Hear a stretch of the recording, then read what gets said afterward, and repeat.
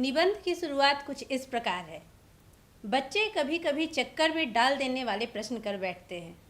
अल्पज्ञ पिता बड़ा दयनीय जीव होता है। मेरी छोटी लड़की ने जब उस दिन पूछ दिया कि आदमी के नाखून क्यों बढ़ते हैं, तो मैं कुछ सोच ही नहीं सका। हर तीसरे दिन नाखून बढ़ जाते हैं। बच्चे कुछ दिन तक अगर उन्हें बढ़ने दें तो माँ बाप अक्सर उन्हें डांटा करते हैं, पर कोई नहीं जानता कि ये अभागे नाखून क्यों इस प्रकार बढ़ा करते हैं। काट दीजिए, वे चुपचाप दंड स्वीकार कर लेंगे, पर निर्लज अपराधी की भांति फिर छूटते ही सेंध पर हाजिर। आखिर ये इतने बेहया क्यों हैं? निबंध की शुरुआत एक प्रश्न से हो रही है।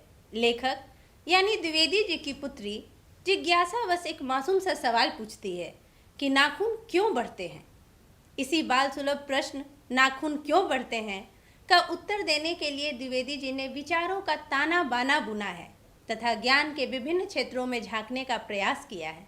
आगे देखते हैं कि लेखक इस प्रश्न में अंतर्निहित व्यापक अर्थ को किस प्रकार खोलते हैं। वे कहते हैं कि कुछ लाख ही वर्षों की बात है जब मनुष्य जंगली था, बन मानुष जैसा। उसे नाखून की ज़रूरत थी। उसकी जीवन रक्षा के लिए नाखून बहुत ज़रूरी थे। असल में वही उसके अस्त्र भी थे, दांत भी थे, पर नाखून के बाद ही उनका स्थान आता था। उन दिनों उन्हें जूझना पड़ता था, प्रतिद्वंदियों को पछाड़ना पड़ता था। नाखून उसके लिए आवश्यक अंग था। फिर धीरे धीरे वह अपने अंग से बाहर की वस्तुओं का सहारा लेने लगा। पत्थर के ढेले और पेड़ों की डालें काम में लाने लगा। रामचंद्र जी की वानरी सेना के पास भी ऐसे ही अस्त्र थे। उसने हड्डियों के भी हथियार बनाए।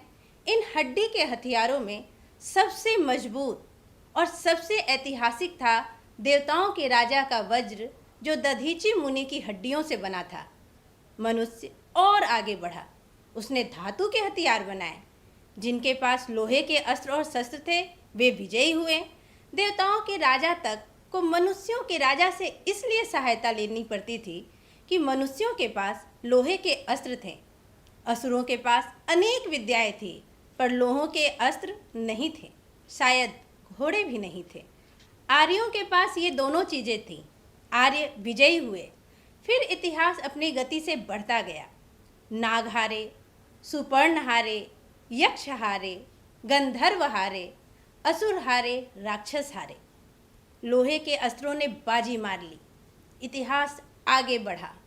पलीते वाली बंदूकों ने, कारतूसों ने, तोपों ने, बमों ने, बम वर्षक वायुयानों ने इतिहास को किस कीचड़ भरे घाट तक घसीटा है, यह हम सबको मालूम है। नखधर मनुष्य अब एटम बम पर भरोसा करके आगे की ओर चल पड़ा है, पर उसके नाखून अब भी बढ़ रहे हैं। अब भी प्रकृति मनुष्य को उसके भीतर वाले अस्त्र से वंचित नहीं कर रही है। अब भी वह याद दिला रही है कि तुम्हारे नाखून को भुलाया नहीं जा सकता। तुम वही लाख वर्ष पहले के नख दंतावलंबी जीव हो, पशु के साथ एक ही सतह पर विचरण करने वाले और चरने वाले।